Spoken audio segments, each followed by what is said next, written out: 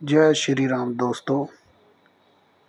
किसी ने सही कहा है, आला तेरे दरबार की निराली शान देखी, तुझे देते हुए नहीं देखा पर झोली भरती हुई देखी। इस दोहे के संवाद को लेकर मैं एक आपको कहानी सुना रहा हूँ। कहते हैं, एक वैद्य जी थे गांव में, जिनको प्रभु पर बहुत भरोसा था। वो जब भी अपनी दुकान पर जाते, दुकान को चरम वंदना करने के बाद अपनी सीट पर बैठ जाते। प्रतिदिन उनकी पत्नी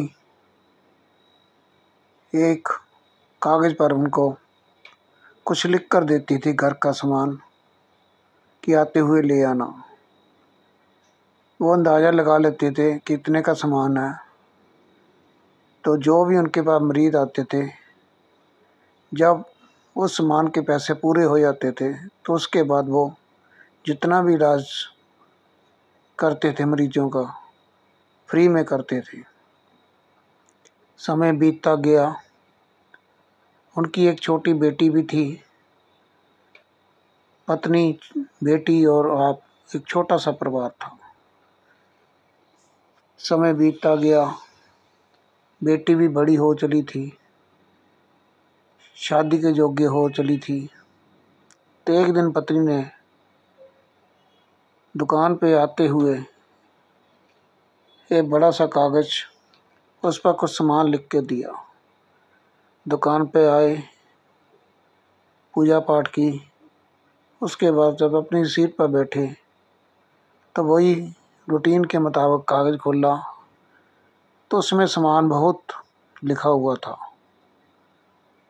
वह सामान इसलिए लिखा था कि पत्नी ने कि अब बेटी शादी के योग्य हो रही है, तो अभी से सामान इकट्ठा करेंगे तो तभी इसकी शादी करेंगे।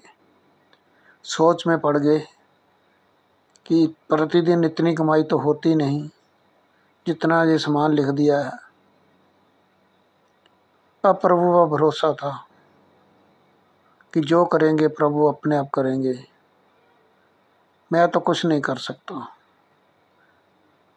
मरीज आते गए, इलाज करते गए। कुछ ही समय बाद एक गाड़ी बड़ी आकर रुकी उनके दुकान के आगे। उसमें से एक व्यक्ति उतरा, उनके पास आया। तो वैद्य जी ने समझा कि ये मरीज है, इलाज कराने आया होगा, कोई शाहूकार सेठ होगा। उन्होंने उसकी नाड़ी चेक करनी शुरू कर दी। तब उसने कहा कि वैद्य जी, मैं इलाज कराने नहीं आया हूँ, आपसे सिर्फ मिलने आया हूँ। आपने मुझे पहचाना नहीं? उन्होंने कहा नहीं। तो उसने बताया, उस व्यक्ति ने, कि वैद्य जी, आज से मैं 15 साल पहले आपके पास आया था।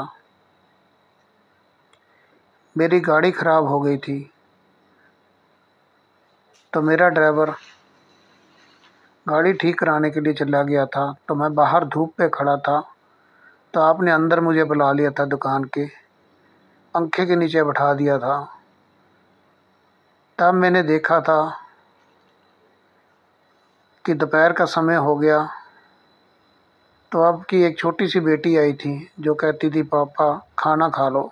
तब आपने कहा था कि मैं ठहर के खाऊंगा। तब मेरे मन में विचार आया था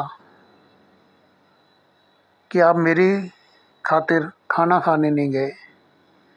तो मैंने बहाने से आपसे इलाज के बारे में पूछा। उस वक्त मेरे कोई औलाद नहीं थी। तब आपने मुझे कुछ दवाई की पुड़ियाँ बना कर दी थी। तो उस दवाई के कारण और प्रभु के भरोसे के कारण आपके आज मेरे 2 बच्चे हैं। आज उसके बाद मैं शहर में चले गया था। शहर में मैंने बहुत पैसा कमाया, मेरा बहुत बड़ा कारोबार है।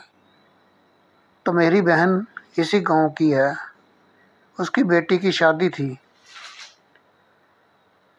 तो उसके लिए मैं कुछ सामान इकट्ठा करके लेके आया था दहेज का।